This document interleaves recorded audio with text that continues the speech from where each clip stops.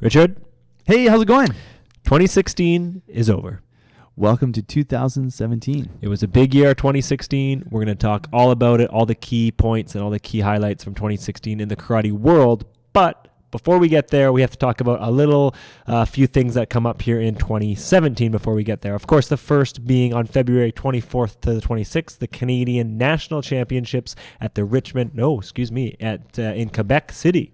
For the Canadian National Championships, that's the first national championships outside of Richmond for, 4 years now. Easy to get slipped up. Everyone who just bought their tickets going to Richmond is like, wait a minute. It's not there anymore. Cancel. Go back to Quebec City. I keep wanting to say that. It's at the Richmond Oval. No, it's not at the Richmond Oval this year. So again, Canadian National Championships in Quebec City, February 24th and 26th, as well as the U.S. Open on April 15th and 16th in Las Vegas, Nevada. And then finally, later on this year, it's here this year, 2017, the Big Daddy. First inaugural Canada Open Karate Championships, June 3rd and 4th at the Richmond Olympic Oval. I can't believe it's already going to be, this is the year. This is the year. We already made that leap, and it's happening here in just a few months here. We'll get it going, and a lot more information coming up on that. Keep an eye on our website. Keep an eye on the Karate BC and Karate Canada website as more information becomes available on the Canada Open. But yes, June 3rd and 4th, be the first Canada Open champion. Well, we're listed now on Sport Data, but we will put up the registration info in a few weeks. Perfect. Yep. So keep an eye on that. Get registered. Be there. Canada Open, June 3rd and 4th.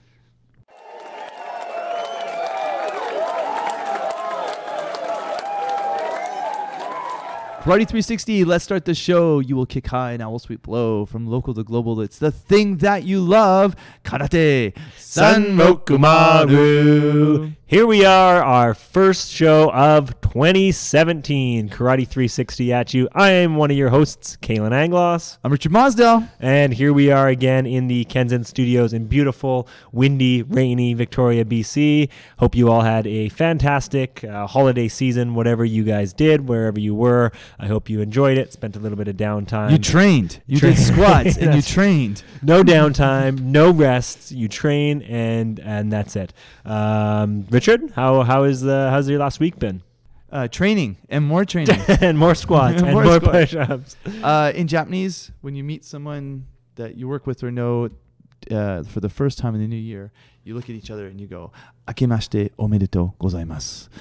Kotoshi mo yoroshiku onegaishimasu. Which means Happy New Year, and this year as well, please be nice to me.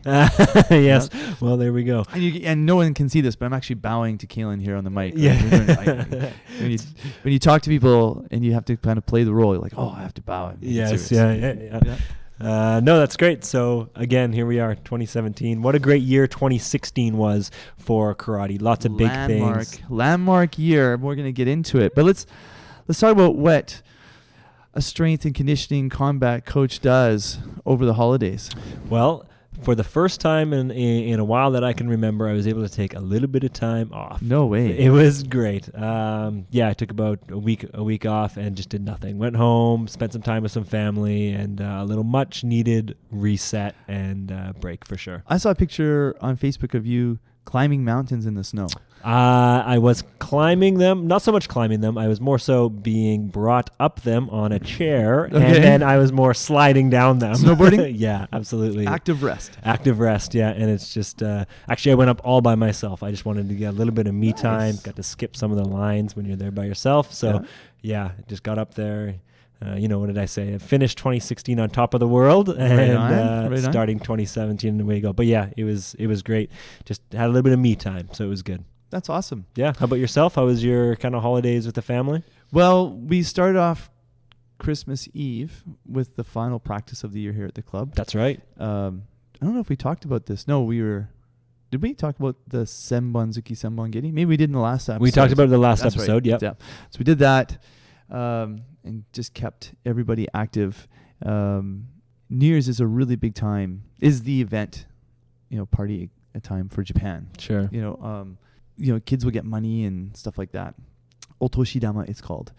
And then in the karate club, we ask the kids their Shinnen no Hofu, which is their New Year's resolution. Right. Yeah. Okay. And it's a big time to make resolutions everywhere for everybody. Yeah.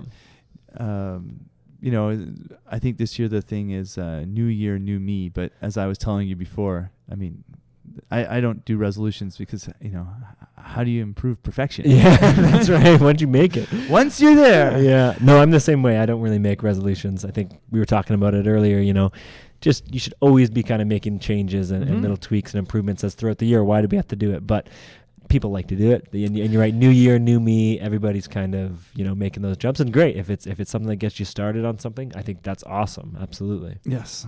So what did the kids come up with? Well, I asked each of them, you know, my two, what was their New Year's resolution, and they kind of looked at me like, why would you ask somebody something like that? Like, what's the purpose? They're kind of funny that way. What could a 7-year-old's New Year's resolution really be? Yeah, he has a few of them. You know, it's more like things that he wants to do. Yeah. But they discovered Jackie Chan over the holidays. Oh, that's a big discovery. It's a big discovery. Nice. So that's a whole new world. It's a whole new world. Yeah. It's a whole new world. I was just thinking that too. And so I got we got lots of old Jackie Chan DVDs. Great. And because there wasn't much on Netflix. And yeah, my son is now like, you know, bouncing off the walls in different, like, this is Tiger style, this is Kung Fu style. Nice. Why is he doing that? So yeah, they discovered Jackie Chan. And we're on the verge of letting them discover Bruce Lee. Bruce Lee's a little bit more hardcore. Sure. you know? Yeah. Jackie Chan always comes with a little bit of goofiness. Exactly. Yeah.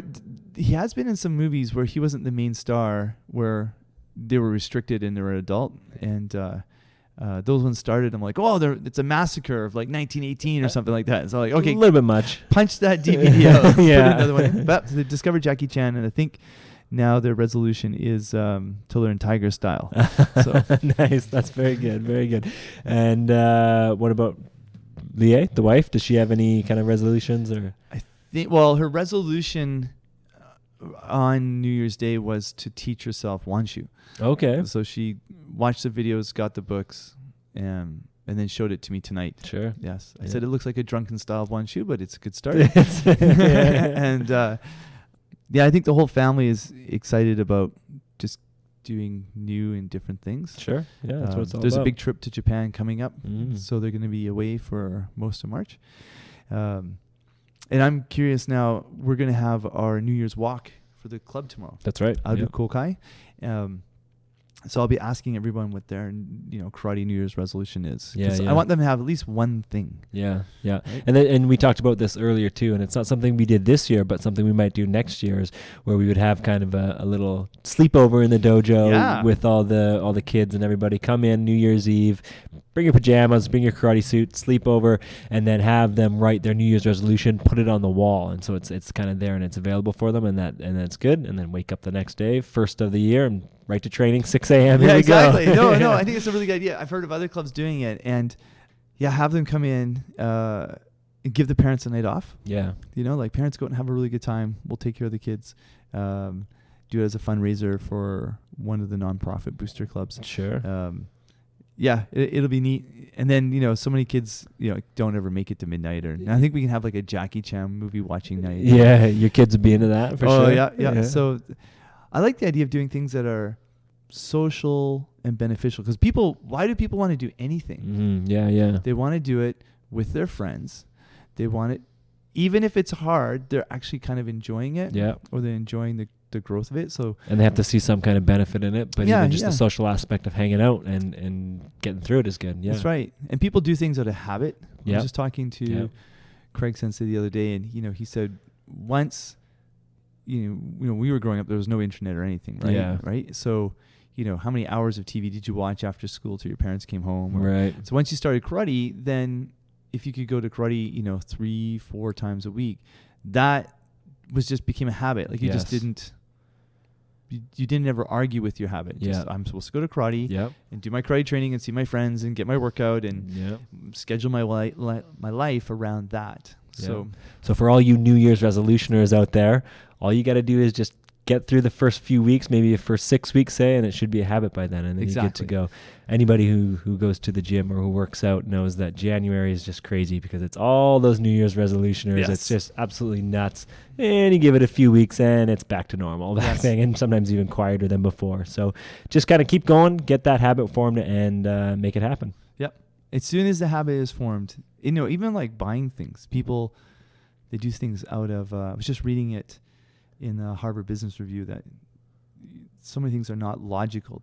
They're done out of just consistent habit. Oh, that's what's comfortable. That's totally true. And I found that even just over this past holiday season where, I'm usually pretty frugal with my money, but obviously I bought some Christmas presents and that kind of stuff for family. And then once Christmas was over, I found myself at different stores with family and that kind of thing. And I was just more inclined to buy money to buy things, to spend the money, because it's just kind of the habit over the past month is I've just been buying things. All right, I'll buy that and buy this. And of course the marketing, all the prices are on sale and everything's cut down. And so absolutely, I get that. Yep. Well, come buy a new uniform. Yeah, right. That's right. Come buy new gloves. Come buy a new uniform. Yeah. Put that money where it should go. Exactly. Yeah. It'll last a long time. You can get some sweat out of it. All right. Why don't we go through some of the landmark stuff that has happened in 2016? Absolutely. Just blast through a few things. Yeah. So again, 2016, a big karate year, the landmark year in my, karate career. I can't think of a bigger year for the sport of karate. For absolutely, the Canadian Nationals, which happened in Richmond for the last time, which it could be 5, 6, 10 years before it's ever back in BC, was January 29th and 30th. And really, that was when, if you think about for yourself, that you really kicked into, hey, this is what I'm going to do. I'm going to be a combat sports strength and conditioning coach. Yeah. Right? Yeah, and that's when we started talking about it. Absolutely. And, it's been in Richmond. The Canadian Nationals have been in Richmond for 4 years now. And I mean, even just in the beginning here, I slipped up a little bit there thinking it was in Richmond again, but it's not. It's outside of Richmond. So it's just almost been like a habit, like a routine. Every year it's been in Richmond, and now it's moving out to Quebec City for 2017. But in 2016, it was really this Nationals this past year in 2016 where it was kind of like, okay, this is what we're doing, combat sports strength and conditioning coach, and we're going to make this roll. So yeah, absolutely. It was a big start of the year for sure. Yeah, it's interesting when I remember when I was in film school and they said, if you want to be a filmmaker, you make business cards and you write filmmaker. Yeah. Right? And then you start, stick it in front of your computer and go, that's what I'm supposed to be doing every day, is being a filmmaker. And it was the same time when I was had a part-time karate club, and so I made my business card was like filmmaker / karate coach, right? I'm doing both. Black and white here. Yeah, I'm doing both. I am going to be Chuck Norris, but from behind the camera. So once you stake your claim in the sand and say that's what I'm going to do, you will do that. Sure. Because that's just everything you're thinking about. Yeah. And once you see that title on a business card or whatever, a website, it becomes more concrete, right? It becomes almost part of your identity, and it just grows from there. Exactly. So, it was a big start of the year for me last year, and for the Canadian Nationals being the last time in Richmond. That's right.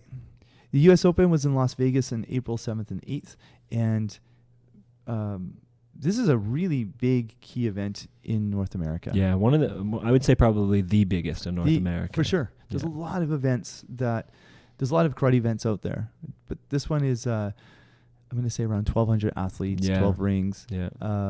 And the organizers have been great because I have been thinking about having a Canadian Open, a Canada Open based on the U.S. Open model. And they've been really nice sharing, Brody Burns was nice sharing with the shutout. Yeah. His approach and how we could set it up here. And because we have people around Canada, we know people even in Japan who head to the U.S. Open for competing in it. Yeah. And so it's going to obviously happen again this year, but for our continent, this is a landmark event for people to attend. For sure, yeah. And you've been several times to the U.S. Open, I believe, yes? Actually, the U.S. National Championships. Okay. Yeah, that's actually one, and the AAU National Championships is what I've been to. Okay. Craig, in our club, has been to the U.S. Open with Canadian athletes. Yeah. But I'm going to go this year to see how it's organized. Sure, yeah. There was a former Canadian athlete who became a UFC MMA fighter, Ryan Gimo, that passed away, unfortunately, this year. Yes, that's right.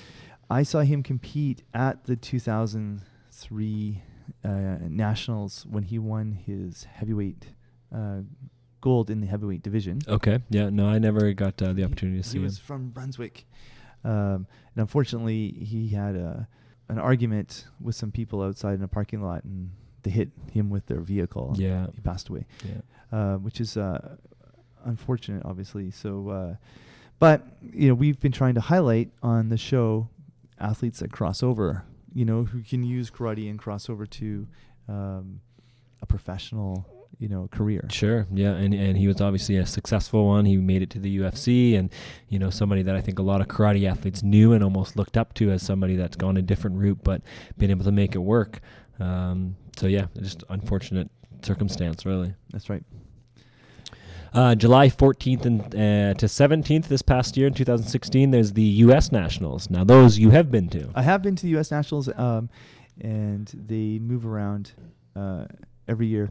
And this is probably the beginning for them, trying to identify who's also going to be going to 2020 Olympics. Yes. Right? Yeah. Because I believe they use that nationals as most organizations do nationals as a kind of selection for their actual national team. For sure. Yeah. So that event happened just weeks before the landmark event, which was on August 3rd when the IOC voted on including karate in the 2020 Olympics. Yeah, huge announcement, big day for karate athletes, fans, coaches everywhere, and something that everybody's been talking about for years and years, and finally all the hard work for the powers to be that put it in place, make it happen. Karate is going to be in the Olympics 2020. It's massive. Yeah. With the original World Union Karate Organization was formed in 1970. In 1970, they had their first world championships in the Nippon Budokan, which itself had been built specifically for the 1964 Tokyo Summer Olympics for the judo competition.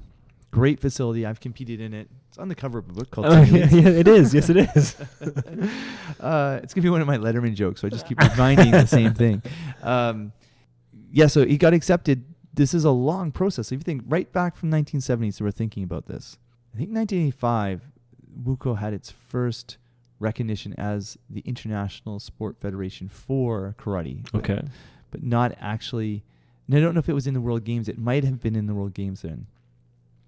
Then they got yanked out in the early 90s, and they had to rejig because there was another organization, ITKF. They came out as the World Karate Federation by 1999. They got their international recognition again. They were back into the World Games, which are the sports that are recognized by the Olympics but not yet in the Games. Yeah, which karate is in for 2018. That's right. Yeah. So so in 2001, I went to the World Games, which was the first time karate was back in. And that was in Japan, actually, in Akita. And then 2005, 2009, 2012, it was shortlisted for each of the games that were going to be 7 or 8 years ahead of time, but didn't make it. Right. So now 2016, it's in for 2020, which will be, 50 years since the International Federation was formed. Right, yeah. 50 years in the same place they had their first tournament. Yeah. At the Nippon Budokan. It's on the cover of your book. Oh, yeah, that's right. That's right.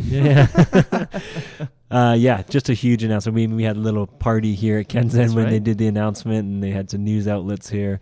So, yeah, everybody's good. Now, this is just kind of the start of it, too, because next year, actually this year now, 2017, later this year, I believe in June or July, they actually go over to determine if karate will be going in the 2024 and onwards Olympics as well. So, still another big announcement to come, but the first step is definitely there. That's right. And it's a first big step. It's a big step. It'd be really hard to see that they don't include it. Yeah. Especially now, it's not like they've had the 2020 Olympics and the karate competition was horrible and wasn't that great. Yeah. And if you look at karate, the way that it's being presented to fans or to the audience, and the way that all the social media stuff is coming together, it's really just growing. So it's almost impossible to see it going it's backwards big. in any way. Anybody listening to this in any country who's doing anything with their government amateur sport organizations is getting a lot more warm responses to their replies. Absolutely. Because I'm in sort of 3 areas where I'm dealing with somebody, almost 4 now, at different government levels and organizations. They are very warm to talking about how to do things for karate. Yeah. And someone said to me, this isn't the first time, they said, you're not going to convince everybody that karate should be in the Olympics. There's a lot of non-believers out there. Sure, with everything. And to my reply was, I'm not interested in the non-believers. No. Yeah. There's 100 million believers. There's 100 million people who this is pretty cool. Yeah. And for those people, this should be on. Because you think about it, we're like boxing. 180 countries, easily. 182. Yeah. Boxing is like 200 countries, right? So we are, and I'll talk about this later when we talk about sports psychology, how if you look at ice hockey, right, it's almost always in the final for, let's say, women's ice hockey is USA and Canada. Yeah. So the battle is really for 3rd and 4th place. Is that an Olympic sport? Is that a global Olympic sport? Sure. Yeah. It's not. No. I mean, It's not. It's definitely changing, I think, a little bit in hockey, but no, you're right. It's 2-3 countries. It's 2-3 countries competing for the top. And then you just as you go into more sports, you go into more of that area. Now there's of course marketing and tradition and stuff. And I'm by the way, I'm not saying we should kick out women's ice hockey. That's not what I'm saying at all. Yeah. Especially when you don't have a real pro league for women, so the Olympics does become such a big thing. Yeah. So I'm not saying that. But what I am saying is karate has become so global, like boxing, that we're competing with the world. Yeah. So there's a lot of people who will use karate to, to have a career and elevate themselves. But from someone who's talking to the government directly at different levels, I know that if they are going to hire, let's say, a full-time high-performance karate coach to do 20 hours of high-performance training, they're also going to be looking to that coach to give 10 hours of recreation karate. Sure. Yeah. And they're going to look at trying to build a facility. And this is Canada, same as the States, same as any other first world country. They're going to build facilities. Yep. And those facilities are not going to just be stuck for high-performance people. No, yeah. And so anybody who's like, well, I'm not really into the Olympics, but I'll go train at the new brand spanking place that they build with the wonderful mats and nice mirrors and warm showers. And, I'll go train in there because I only train once or twice a week anyway. So I think that's the benefit that's also going to come through. Absolutely. No, I think you're right for sure. I mean, even when you were training, when you were competing, and you can always still go back because you're still young enough for it.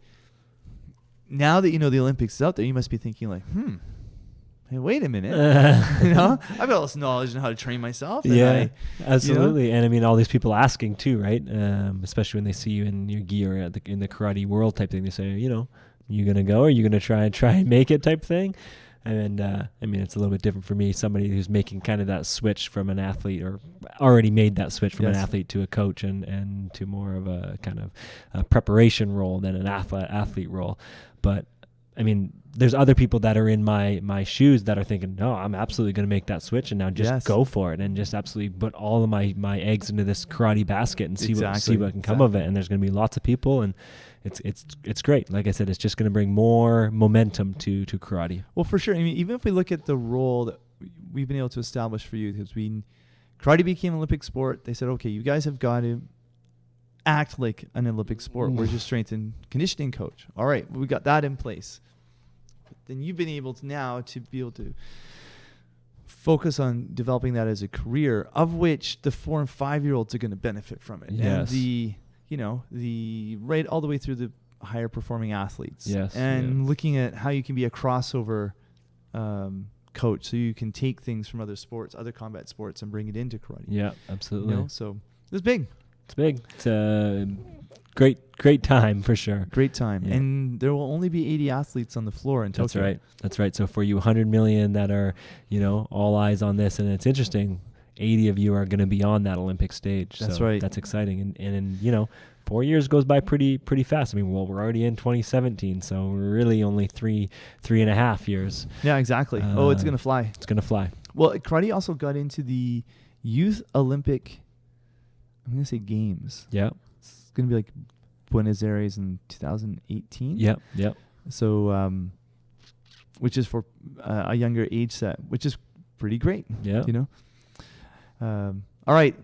So then, I mean, that was big. The was Olympic big. announcement was big. Probably the biggest announcement. well, second biggest. Yeah, okay, we'll say the second biggest. I'm There gonna was go something second biggest. Yeah. There was something pretty big that happened on September 17th, and I know you all already know what I'm talking about, but something was created on September 17th. Yeah, that's right.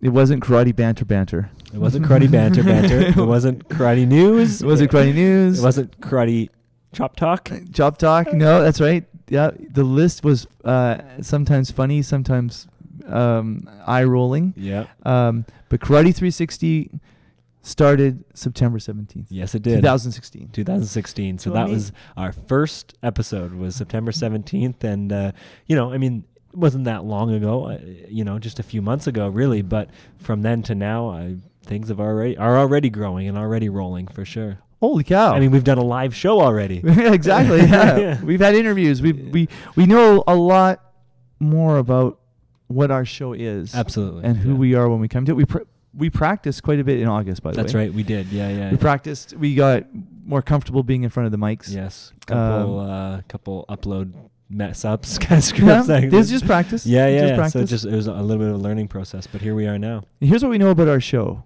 and you wonderful listeners out there have also helped us define who we are. Yeah. Is we are a banter show. Yes. Absolutely. We're going to banter. We're going to banter. Here comes the ball. Just like we're doing right now. Exactly. Yeah. We're freestyling. We're fast. That's it's right. amazing. That's right. And we're not an interview show. No. We've decided that we don't want to be an interview show. No. We're absolutely going to have guests on. For sure. But they're going to come on and they're going to banter with us. They got to banter. Yeah. We're not going to sit here and have a list and when were you when you started karate? That's and right. What was your favorite karate technique? And No. we don't really want to know that stuff. It doesn't matter too much. We want to get into what's happening in a 360 approach to karate. Exactly. You're in Brazil, you do a foot sweep, and you scream out your lungs at the same time, and it's from a 45-degree angle to the referee. Tell us your thoughts on that one. Yeah. So yeah, we really want to be able to float around in different directions. Yeah. And I think as we go into 2017, we're going to spread our wings a bit, start looking at more things in the karate world than we have already. Yes, absolutely. And bring more segments, more ideas.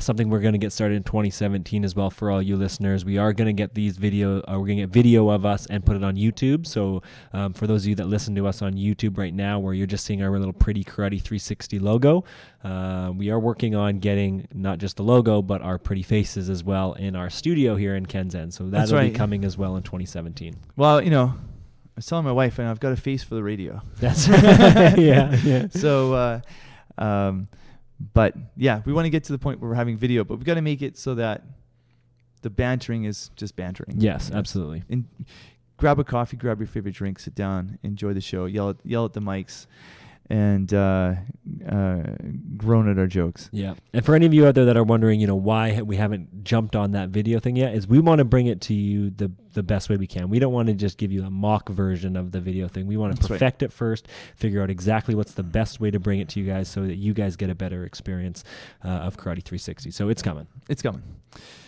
All right. 2016 also saw the World Karate Federation Senior World Championships in Linz, Austria. Yeah. October 25th to the 30th. Huge number of athletes. Yeah. What did we figure out from this one? Half of the people who medaled had never medaled before at the WKF That's right. level. More athletes than they've ever had before. More athletes than ever had before. More countries and than they've ever had before. So, yeah, this happens every 2 years, the World Championships, and this is the biggest one yet. Yep. Japan dominated both in. Oh, I think they completely cleared the board in kata. Cleared the board in kata, and overall medal count, Quite strong in kumite. quite strong. Dominated the medal count. Again, Europe, Middle East came in quite strong. Yes. Rafael Rafael Agaev, the five-time Yep. world championship, first person ever, I believe, right? That's right. Five-time world championship, so a monumental world championships for him. And came back after a bit of a drought, maybe 2 world championships where he hadn't medaled. Yeah. He will be in England, in London, for a 2-day seminar on February 2nd and 3rd. So if you want to go see him, I think last year he was in New York for a seminar. Yeah. So you have a chance to go train with him. So World Championship, this is the first one that happened since the announcement. Yes. There is a documentary video on the WKF website it's about 25 or 30 minutes long you can see the sort of footage of what's going on there. So now we are only one more World Championships between us and the Olympics. So. Yeah. Then, obviously, there's been lots of national championships in different countries, but we also had the one in Japan, December 10th and 11th, at which time both the kata medalists from the WKF, Ryo Kizuna, yeah. and Shimizu. Yep. the guy and the girl, won their divisions as well. Yep. As well as Araga won the heavyweight. Yeah.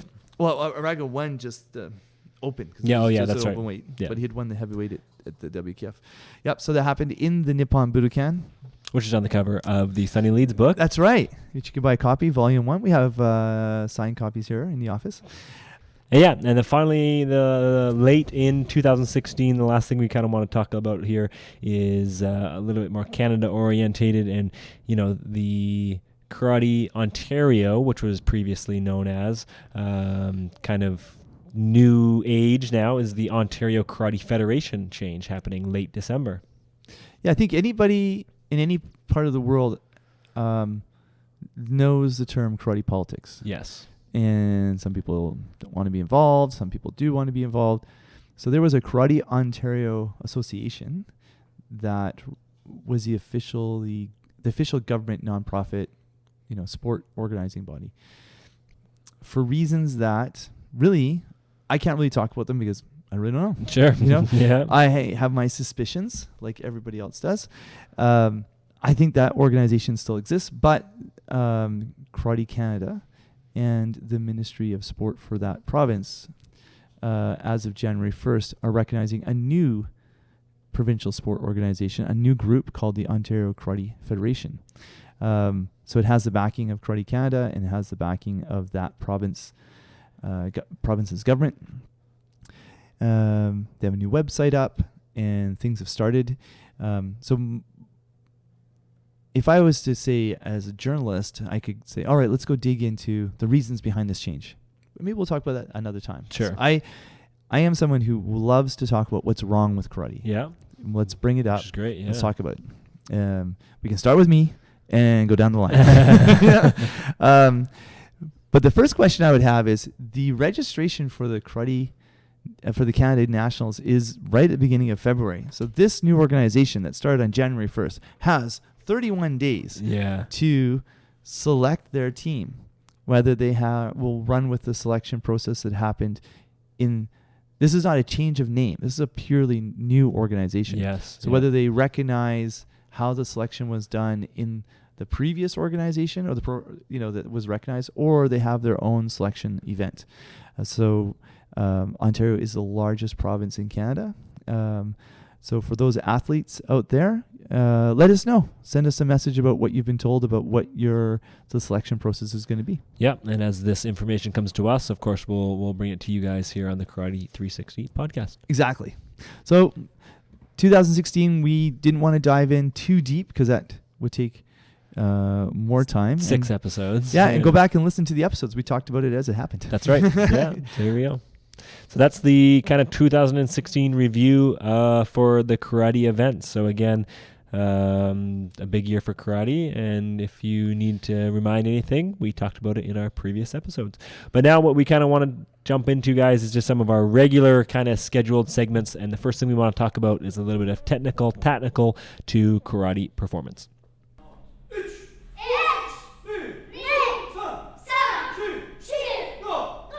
What percentage would you say mental to physical is karate?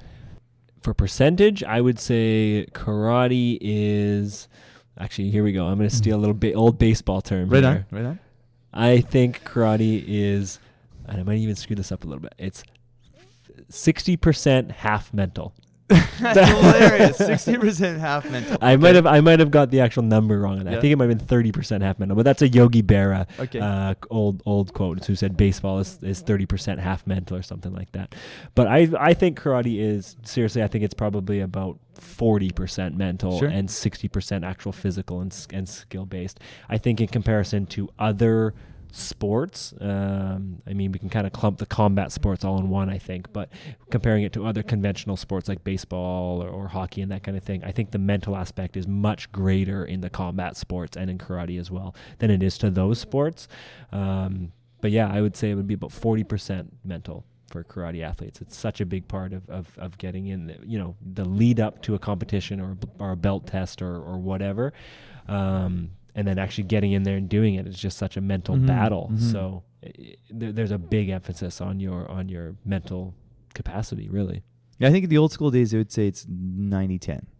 90% mental, 10% physical. Because you have to keep telling yourself to go 100% at everything you do. Yes. You're going to kill hard. Yes. You're going to bow hard. You can do it, Yeah. Now, keep in mind, I'm saying 60-40, 60% physical as a combat sports strength and conditioning coach. Yeah, exactly. So there is that. But yeah, what do you think? What's kind of your thoughts right now for a karate athlete? Where are they at? Well, I think karate, whether you're recreation or you are, trying to be an athlete at some level. Sure. I kind of clump that all into for an sure. athlete. Yeah. Some things are weird, like, and it actually goes back to the conversation earlier with when Craig talked about, he had to do karate 3 to 4 times a week, so he didn't have to make a mental decision. Right. He just had to go and do it. It was just a habit. Right? Yeah. I think sometimes karate doesn't have to be that mentally difficult if you've already made the decision to try hard. Sure. Yeah. Right? Or to be open-minded, or to be aware, or to be awake. Okay. Yeah. If you're already in that mindset, or you can refocus. I remember when I took a psychology course from this professor, David Cox, from Simon Fraser University, way back ago. He had said, once you make the decision, then it's a matter of refocusing. Yeah. Because everyone loses focus. Kids lose it faster than adults. Yeah. Squirrel, something like that, right? Yeah, totally, yeah. Not necessarily I would say squirrel, but if I was distracted. But anyway, it's a family show. And see, my son won't listen to this far into it, right? Because he's like, there's not enough Jackie Chan, so I don't have to worry. I think if someone is struggling, I think a lot of it is because you are physically not fit or conditioned. Sure. So it's more of a mental struggle to try and keep going than if you are physically conditioned and fit. For example, I remember the first time I fought anybody in a dojo in Japan, I got whipped. And it's in a book, and everybody knows the title. But by the time I left Japan, I could fight like all the university kids who are going for nationals. I could fight them, right? Yeah. Not saying I could always beat them, but I could fight them. I was less worried about getting hurt. And you think it's because you were more conditioned? Yeah, I think I was more conditioned. I had more experience. Sure.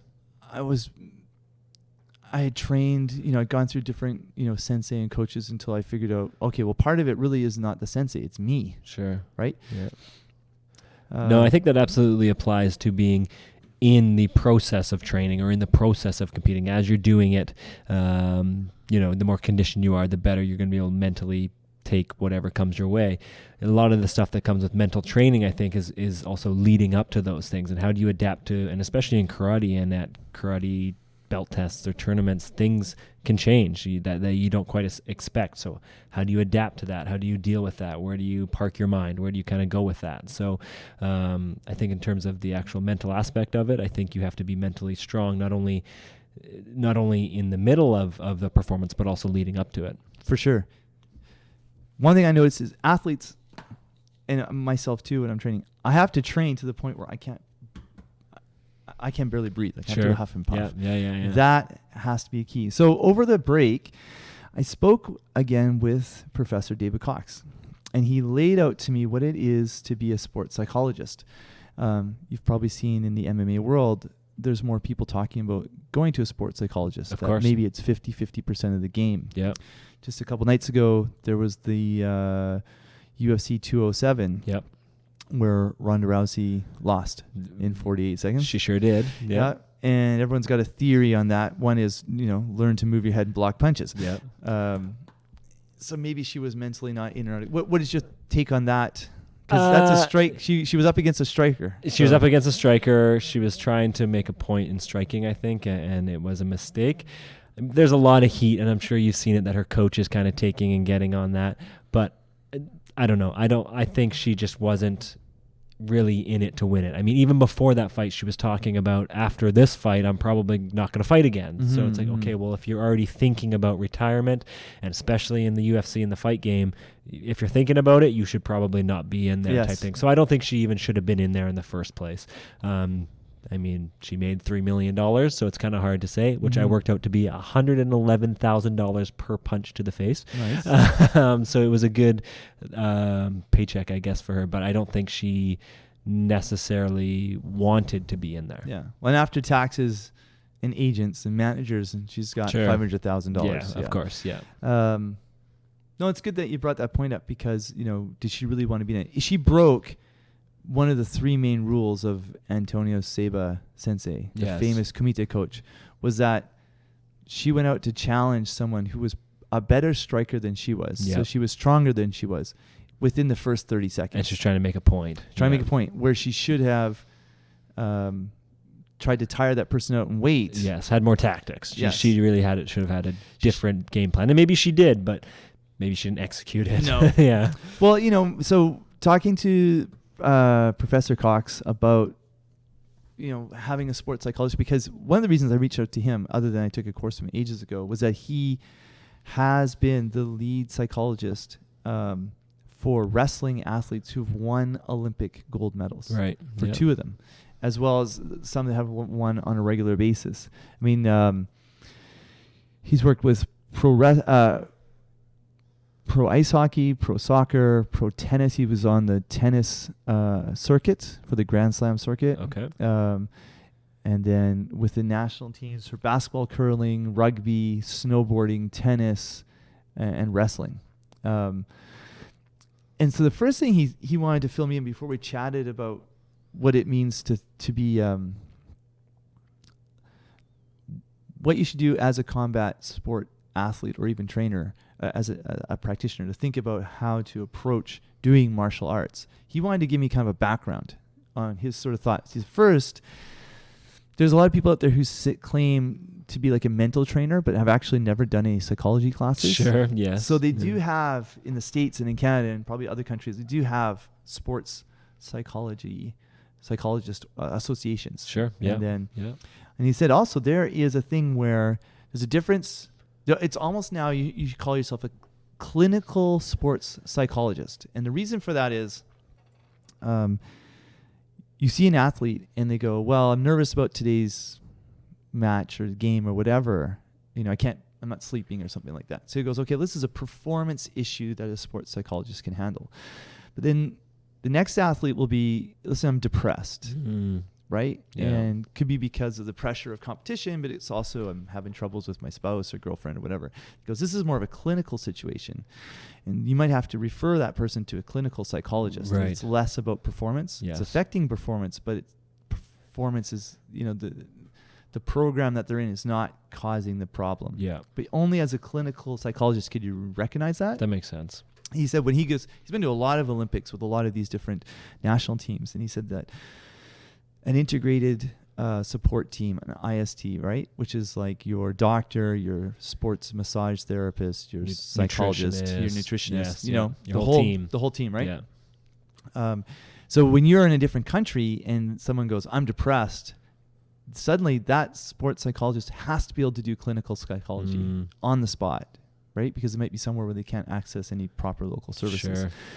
So if you're a martial artist and you want to talk to a psychologist, you have to recognize that you can't just go to someone who says, well, I'm a mental trainer for your sport. Sure. You may want to actually see a clinical psychologist, because that could be some issue. And it could be anybody from regular person who comes into the dojo to an elite athlete. All right. So he said when he first started looking at martial arts, he thought, well, they claim this big mental preparation, mental strength thing within the martial arts, but a lot of them, he didn't see any mental preparation before any competitions. I was like, what do you mean? Like, you know, we bow. Yeah. We go to the warm-up room, we jump around. That's right. Sometimes we slap each other. Yeah. He goes, well, Wimbledon, you know, and in tennis, they don't allow the athletes to talk to the other athletes before the match, right? And so when he started working with wrestling, they would go to an international meet or a nationals meet, and he would always make sure that wherever they were, they had a room just for that team. Okay. So he said he called it the Pillows Banana Music Room. He didn't call it like the ready room. He didn't call it like the warm-up room. He just called it like, you know, for your pillows, banana, and your music. Sure. Yeah. Right? Yeah. And you can be in there, and only when they call to martial that you should go out. You're not going to these events to socialize. That's after when the event is done. Yeah.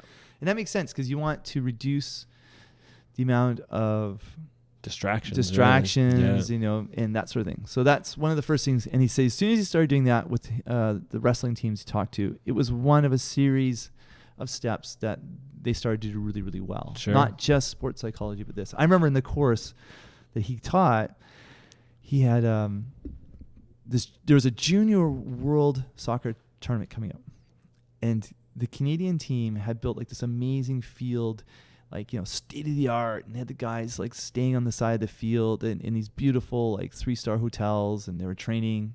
And Venezuela were training on a dirt field in Venezuela, and the team was living in tents, right? Venezuela came and won the tournament. Wow. Won it. Yeah. And he figured it was because they were more hungry to win. You know, that to them it was so much more of a battle just to train. Sure. That getting to the actual competing was nothing. It was nothing. Yeah. Right? You know, like, oh wow, this is so much better than what what we had. Right. When we were training. So, all right. And just to skip through to when I asked him, well, what about for combat sports? Like, you know, especially if they have to deal with anxiety, or athletes are seeing openings but they're not capitalizing on it, or they're, you know, worried about getting hurt. Yes. And he said, it's kind of like hockey, because there's a pro team near us called Canucks, and he's the sports psychologist, and he sees all the athletes one-on-one before they get on the ice. And he said that athletes and teams do their best when they don't go into defensive shell, but when they keep the flow of success going by continually trying to score points. Right. Yep. And that makes sense. Does that make sense? Absolutely. You see, I think usually the more aggressive fighter that's pushing the action, or the kata athlete that's just kind of going for it, is usually the ones that are more successful. So absolutely, that makes sense. Yeah. Like Japan, there's a term. It's called point geta. Yeah. So he's a point geta. He's a point geta. And, I'm going to use that. And it's awesome because you know that person doesn't go out there and rumble. Yeah. They go out there and go, okay. They're almost like, you know, a surgeon. I'm going to get this point. This person doesn't really know how to block a low kick, so I'm going to score some mid kicks. Oh, this person's really diving at me quick, so I'm going to pick them off. Like they can adjust to the situation, but they're not a fighter who's going to rumble. Yes. Right? They're going to just, you know, take a few penalties. They're going to bruise it up a bit. They're just going to get in there and get to their points, and then the match is done. Yeah, it's like the difference. Are you going in there to win the fight or the match, or are you going in there to not lose the fight or the exactly, match? exactly. So, or make a point because you're stronger, or yes, you know, you you lose focus. And maybe those point getters don't make it all the way to the finals because there is sometimes a point where you have to rumble a little bit or you have to waste some time. Yeah. But I think Araga is a good point getter. Yeah. Point getter. Point getter. Yeah. Now, he said if an athlete has to worry about getting a lead in points and that they might get hurt or they might lose their lead, so they're just going to protect their lead, is normally when they'll lose at a critical stage. Sure. Like with Agiev, it's like 1/3 get ahead, 1/3 waste time, 1/3 confuse the other person. Yeah, diffuse. stop them from getting diffuse. points. Yeah. But he's a world champion. He's a legend all by himself. Yes. He at any moment, if you watched it where he's behind, he's 2.5 minutes in, he's behind by 3 or 4 points, and then okay, well I've got to go back into the point getting mode again. Yes. And he'll go back in the mode and score points and win the fight. Yeah. But most people, if you yell at them like, all right, you're ahead by 2 points, now just defend the lead. Yeah.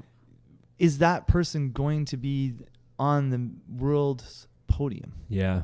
Yeah. Right? And it's almost frustrating sometimes when you see it with your athletes or any athlete really who is go being a point getter, getting those points, and then all of a sudden they completely change their they're ahead in the match and they completely change their game plan, and now all of a sudden they're this defensive fighter when they're not really a defensive fighter. Yes. So yeah, it's different. And I think this is also, if you want to be in the flow to get points, doesn't mean you have to be the aggressor. It means if you're more of a defensive fighter, but you're scoring on your defense. Yeah, you can still get points. You can still be a point getter, but be a defensive fighter. Absolutely. Yeah. So he said, if you're worried about getting hurt, you're not going to perform, and you're going to stiffen up. Yeah, absolutely. Right? Maybe Rousey had the same thing. Her heart wasn't. She looked stiff. Her shoulders looked stiff. Yeah. She, So this is how, when it comes to anxiety. Now the next stage is, how can you get the people over this? Yeah. So we might get Professor Cox might come into our team and give a lecture on. He said there's sort of 2 90-minute talks that he gives to emerging athletes. Okay. About how to deal with the nuts and bolts of psychology. That'd be great. And stuff. So we'll see if we can get him in. But yeah, sports psychologist. So just remember, if you are or if you have just regular people coming into your club and you're talking about mental toughness or being strong, because what is it? It's tactical, technical, physical, mental, emotional. Yes, that's the whole. Right? For me, those all really go to mental toughness. Yes. Yeah. They all relate. They all relate. Yeah. Right? So, and I think it's, do you have a routine in your week that makes you make sure you go to karate? Like for me, when I was a kid too, it's if I knew these were my karate nights, just like any sport, then I knew I had to work my homework and I had to work, my dating and, when I could go out. And as long as I kept that regular, it's just like going to the gym. I remember it's almost like you're an out of body experience. Like I would look at myself, go, Richard, come on, you're going to the gym. Yeah. Like, oh yeah, I have to go to the gym. That's right. Totally. Yeah. Get those all the time for sure. Okay, guys. Well, that kind of wraps up our 2016 review, as well as a little bit of a tactical for karate. That again, hope you enjoyed that episode. We want to talk a little bit now before we end here on the 2017 What's happening? Events that's happening.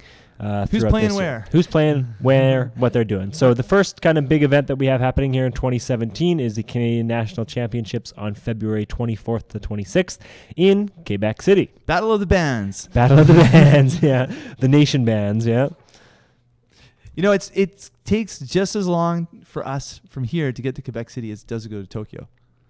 And it probably costs just the same. Yeah. $100 cheaper. Yeah. Because I'm going to be flying I think I take off at 9:55 at night. I go to Toronto. I go to Montreal. No, I go to Vancouver. I go to Montreal. And then I go to Quebec City. Right. Yeah. Red Eye. Next one. U.S. Open Junior and International Cup. April 12th to the 16th in Las Vegas. I hope to be there to watch the action. Yeah, that'll be great. And again, we talked about it a little bit earlier, just the monumental kind of event for North America, the U.S. Open. So again, that's April 12th and 16th in Las Vegas. Lots of athletes, I'm sure, will be there getting ready for the big Canada Open, the big granddaddy. That's right. Canada Open, June 3rd and 4th, Richmond Olympic Oval. All the information will be coming at you pretty soon. The inaugural, so the very first Canadian Open. And again, you can be the first Canadian Open champion. That's big. Yes, right. And if you're not going, tell your friends. That's right. Or come and watch. Or you will have it streaming. You can watch online as well. Exactly. Later on in the year, July 19th to 23rd is the U.S. National Championships. And again, their team trials. That's in South Carolina, Greenville. Don't know anything about South Carolina, but there it is, July 19th to 23rd, 2017. That's right. For the WKF calendar this month, in January 27th, 29th, is the Paris Open. Oh, yeah, that's a big one. Yep. EKF Junior and Cadet and U21 Championships in Sofia, Bulgaria in February. March has 2 K1s, one in Rotterdam, one in Dubai. In April is the OKF, Oceania Karate Federation Senior Championships, then another K1 in Morocco. Then May sees the 52nd European Senior Championships in Turkey. There is the Islamic Solidarity Games in Baku, Azerbaijan. There's also the 16th Senior and 8th Junior UFAK Championships in Cameroon, which I guess that's the United Federation of African Karate Association. I could be wrong. The PKF Senior Championships are in Caracal. That's in May as well. That's 1 week before the Canada Open. No one will be going to the June 3rd and 4th EKF Championships in Kosovo. There's really no reason to. There's no reason. It's Canada Open. That's right. Why are you going to be there? Yeah. There is a Munich Karate Day, a WKF Karate Day in Munich. Okay. That's on the 17th of June. So I guess that's the World Karate Day. There we go. We can make it the World Karate Day. That's absolutely. right. A bunch of other K1s are happening. There's the World Games in July in Poland, and there's the Commonwealth Karate Championships in South Africa in August. There are the Mediterranean Youth Championships in Morocco in September. And then another big daddy is the World Cadet Junior and U21 Championships, the WKF Championships in Spain. Finishing off the year with the K1 in Okinawa.